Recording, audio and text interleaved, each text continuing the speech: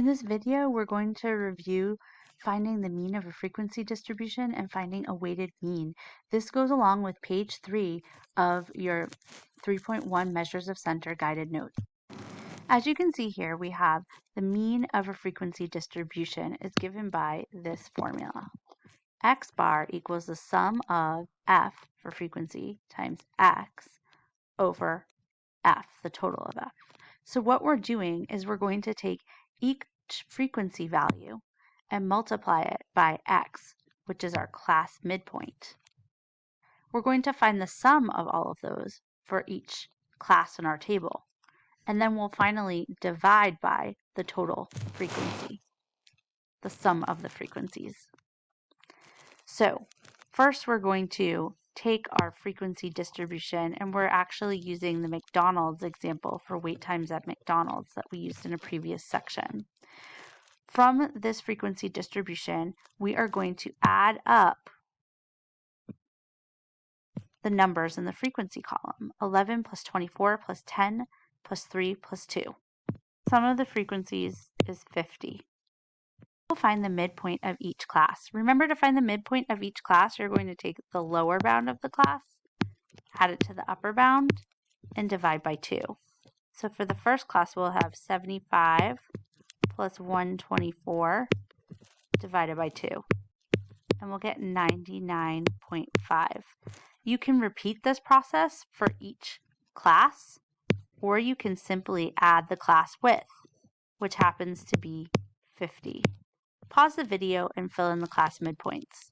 You can see the class midpoints listed: 99.5, 149.5, 199.5, 249.5, and 299.5. We don't need to know the total of them, so I'll just cross that out. So for the last column, we're going to take each frequency listed and we're going to multiply it by the class midpoint for that class. So we'll take the frequency of each class and multiply it by the midpoint of each class.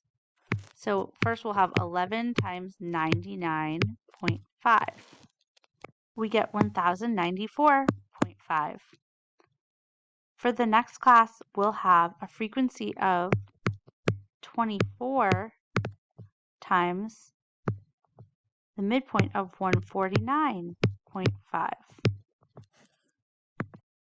We get 3,588.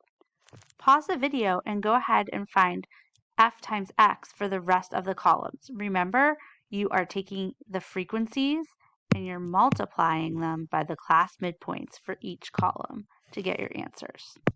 This column should read 1094.5, 3,588, 1,995, 748.5, and 599. Now, the reason we make this column is that so we can find the sum of F times X. See in our formula? So what you need to do now is add up all of the numbers we got for F times X to find our sum and fill it in on the bottom here. We get the sum of F times X is 8,025. So on my formula here, I can fill in the numerator as 8,025. The denominator is F. We found F to be 50. So go ahead in your calculator and do 8,025 divided by 50. Get 160.5. So 160.5 is the mean of a frequency distribution, and it's actually just an estimated mean. Reason being is because we don't know the actual numbers that make up the data values for each class. So we know that there are 11 data values between 75 and 124, but we don't know what those actual numbers are. So what we end up doing is we estimate that each of those numbers are the class midpoint. So we're pretending all of the numbers in the first category are 99.5 because we don't know what they actually are. They could all be 124. They could all, 75, 124, 82, 99. They could be a variety of numbers, but since we don't know, we're going to use the midpoint as an estimate. Now, we just did this by hand, but we can also find the mean of a frequency distribution or an estimate of that mean using our graphing calculators. So take out your graphing calculator and let's try it. The first step is to put the data values into our calculator. So what you're going to do is press Stat, go to Edit, and you're going to highlight and clear List 2 and List 1. You're welcome to use other lists as well, but for clarity, we should use List 1 and List 2 for this example so we're all on the same page. So in List 1, what you're going to do is you're going to put your class midpoints in List 1. And in List 2, you're going to put the frequencies. So go ahead and put your class midpoints in List 1 and your frequencies in List 2. Once you have your data in List 1 and List 2, make sure that you double check to make sure that you have the numbers right. Remember, List 1 represents our midpoints, List 2 represents our frequencies. Now you can go ahead and press Stat, go over to Calc, and we're going to select one var stats. List 1 is where we had our class midpoints, and this time we did use frequencies. So we're going to type in second 2 for List 2. Highlight Calculate and press Enter. Now, we know that mean is x bar. So when we're looking at this list here, we see x bar equals 160.5. That's the same number we got when we found the mean by hand. That is the estimate of the mean for our frequency distribution. Now, while we're on this, I want you to notice some things that we'll be using in our next section. You can ignore the next two lines, but then it says SX. That represents the standard deviation for a sample. And then we have sigma x.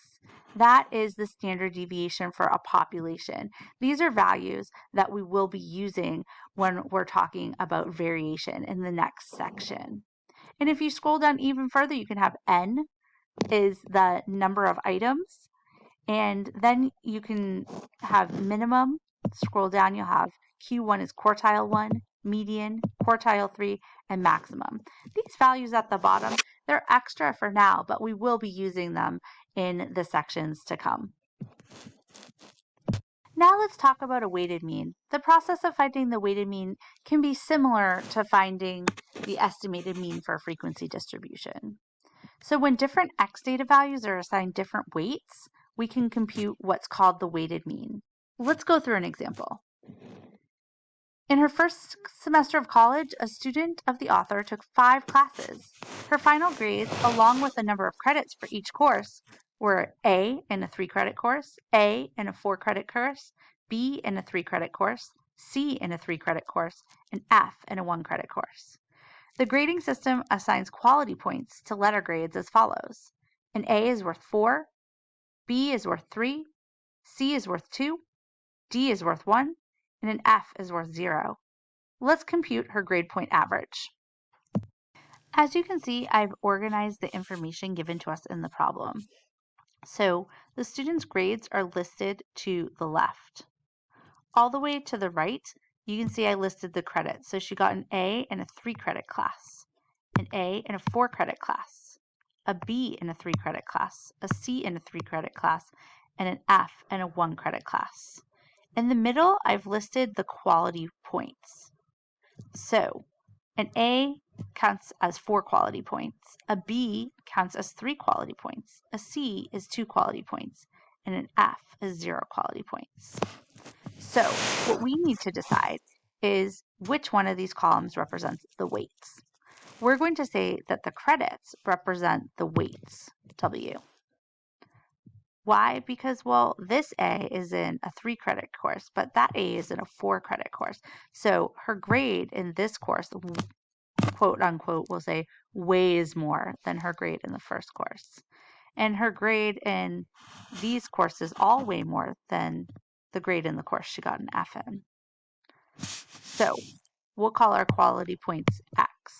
And similar to what we had when we were estimating the mean of a frequency distribution, we can say that our mean is going to be the sum of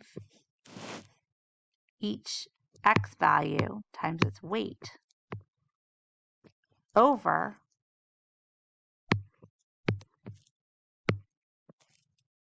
the total of the weights. So over the number of credits. So let's figure out how many credits first off. 3, 6, 9, 10, 14 credits. So we know the denominator here, W, is going to be 14. Now what we can do is we can find X times W for each column and then add those numbers up. So 3 times 4 is 12. 4 times 4 is 16. 3 times 3 is 9. 3 times 2 is 6. And 0 times 1 is 0. Find the total of this column. What we get is 43 is equal to the sum of X times W. So we'll have 43 over 14. And we'll get 3.07. Now, our rounding rules tell us that we only have to round out to one decimal place further than the information we're given, and the information that we're given in the problem is all in integers. So to round out one further, we would say that the answer is 3.1. However, I'll tell you, generally as a convention, GPAs are rounded to 2 decimal places. Did we have to do this problem with a table? No, we did not have to do this problem with a table. If you're able to identify what X and W are, you can feel free to use the method we used for the frequency distribution and put it in your calculator. But also, you can do out this problem by hand without a table. Here you can see the work done out without a table, and you'll still get the same estimated answer of, or rounded answer of 3.1.